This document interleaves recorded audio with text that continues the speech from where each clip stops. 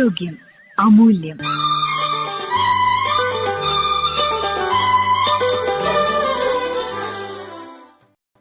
Steroid അടങ്ങിയ ക്രീമുകളുടെ ഉപയോഗവും ദൂഷ്യവശങ്ങളും ഇതേക്കുറിച്ച് സംസാരിക്കുന്നു കോഴിക്കോട് ഗവൺമെന്റ് ത്വക്രോഗാശുപത്രിയിലെ consultant dermatologist doctor Prathyusha M.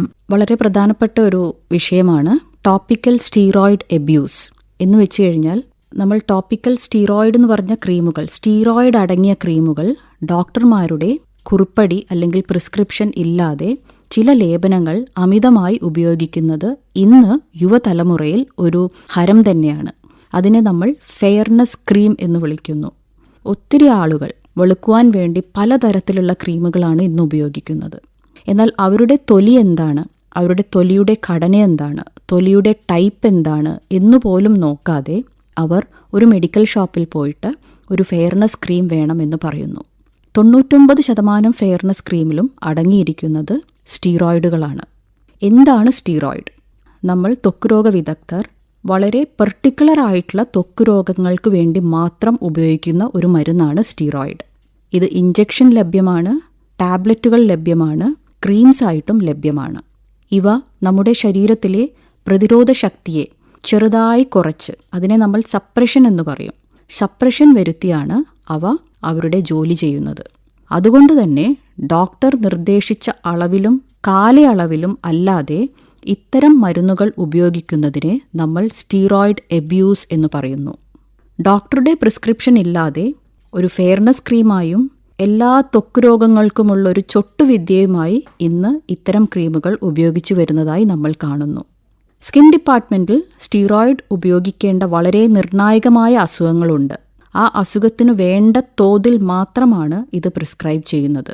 എന്നാൽ ഇതൊന്നും അറിയാതെ വെറുതെ ഇത് മെഡിക്കൽ ഷോപ്പുകളിൽ നിന്നും വാങ്ങുന്നതായി നമ്മൾ കാണുന്നു. ഇതുമൂലം വളരെ വലിയ സൈഡ് ഇഫക്റ്റുകളാണ് നമ്മൾ കണ്ടുവരുന്നത്. ഒത്തിരി യങ്സ്റ്റേഴ്സ് ഇന്ന് ഇത്തരം ക്രീമുകൾ ഉപയോഗിച്ച് നമ്മുടെ മുന്നിൽ വരാറുണ്ട്. അവർക്ക് വരുന്ന ഒത്തിരി സൈഡ് ഇഫക്ട്സ് ആണ്. ഒന്ന്, ഹൈപ്പോ പിഗ്മെൻറ്റേഷൻ. അതായത് ഈ ഫെയർനെസ് ക്രീമുകൾ എന്ന് പറഞ്ഞ് നിങ്ങൾ വാങ്ങുന്ന ഈ ക്രീമുകൾ ഉപയോഗിക്കുമ്പോൾ കണ്ടുവരുന്നത് നിങ്ങൾ പെട്ടെന്ന് തന്നെ വെളുക്കുന്നതായിട്ട് കാണാം.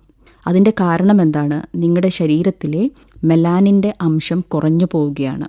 അത് ഇത്തരം ക്രീമുകളുടെ സൈഡ് ഇഫക്റ്റാണ്. അതിനെ നമ്മൾ ഹൈപ്പോ പിഗ്മെൻറ്റേഷൻ എന്ന് പറയുന്നു.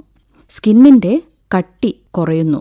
തന്മൂലം എന്ത് സംഭവിക്കുന്നു? നമ്മുടെ സ്കിന്നിൻ്റെ അടിയിലുള്ള ബ്ലഡ് വെസലുകൾ അത് പുറത്തേക്ക് കാണുന്നു.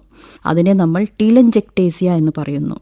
ഇത്തരം രക്തക്കുഴലുകൾ പുറത്തേക്ക് കാണുമ്പോൾ എന്താ സംഭവിക്കുക? നമ്മുടെ മുഖം ഒന്ന് റെഡായി തുടുത്തിരിക്കുന്നതായിട്ട് കാണാം. അപ്പോൾ നമ്മൾ വിചാരിക്കും ഇത്തരം ഫെയർനെസ് ക്രീം, ഈ ക്രീം ഉപയോഗിച്ചിട്ടാണ് ഞാൻ വെളുക്കുന്നതും വളരെ റെഡായി ഞാൻ കാണപ്പെടുന്നതും. പക്ഷേ ഇത് ഈ ക്രീമിൻ്റെ സൈഡ് ഇഫക്റ്റാണ്. ഒരു മാസങ്ങൾക്ക് ശേഷം പിന്നെ നിങ്ങൾ കാണാൻ പോകുന്നത് മുഖത്ത് ഒട്ടനവധി കുരുക്കൾ പ്രത്യക്ഷപ്പെടും. അതിനെ നമ്മൾ ആക്നെ എന്ന് വിളിക്കുന്നു. കുരുവിനോടൊപ്പം മുഖത്ത് തന്നെ രോമവളർച്ച വരുന്നു. അതിനെ ഹിർസ്യൂട്ടിസം എന്ന് പറയുന്നു. പതുക്കെ 3 മാസം 4 മാസം ആവുന്നതോടുകൂടി നിങ്ങളുടെ ശരീരത്തിൽ മൊത്തം സ്ട്രെച്ച് മാർക്കുകൾ കാണപ്പെടുന്നു. ഇത് എത്ര നാളുകൾ നിങ്ങൾ കണ്ടിന്യൂ ചെയ്യുന്നോ തന്മൂലം എന്താ സംഭവിക്കുന്നതെന്ന് വെച്ച് കഴിഞ്ഞാൽ നമ്മുടെ ഹൈപ്പോതലാമിക് പിറ്റ്യൂട്ടറി ആക്സിസ്, നമ്മുടെ തലയിലുള്ള ഗ്രന്ഥികളിൽ സപ്രഷൻ അല്ലെങ്കിൽ അതിൻ്റെ പ്രവർത്തനശേഷി തന്നെ കുറയുന്നതായിട്ട് കാണാം. അതുകൊണ്ട് നമ്മൾ ശ്രദ്ധിക്കേണ്ട കാര്യങ്ങൾ എന്തൊക്കെയെന്ന് വെച്ച് കഴിഞ്ഞാൽ, മറ്റൊരാളുടെ ഉപദേശം കേട്ട് ഇത്തരം സ്റ്റീറോയിഡ് അടങ്ങിയ ഫെയർനെസ് ക്രീമുകൾ ഒരിക്കൽ പോലും നിങ്ങൾ ഉപയോഗിക്കാൻ പാടുകയില്ല. ഫെയർനെസ്സിന് വേണമെങ്കിൽ ഒത്തിരി ക്രീമുകളുണ്ട്. അതിന് നിങ്ങൾ നിങ്ങളുടെ ഡെർമറ്റോളജിസ്റ്റിനെ സമീപിച്ച് നിങ്ങളുടെ സ്കിൻ ടൈപ്പ് എന്തെന്ന് മനസ്സിലാക്കി അത്തരം ക്രീമുകൾ ഉപയോഗിക്കുക. സ്റ്റിറോയിഡ് അടങ്ങിയ ക്രീമുകളുടെ ഉപയോഗവും ദൂഷ്യവശങ്ങളും ഇതേക്കുറിച്ച് ഇതുവരെ സംസാരിച്ചത് ഡോക്ടർ പ്രത്യൂഷ എം.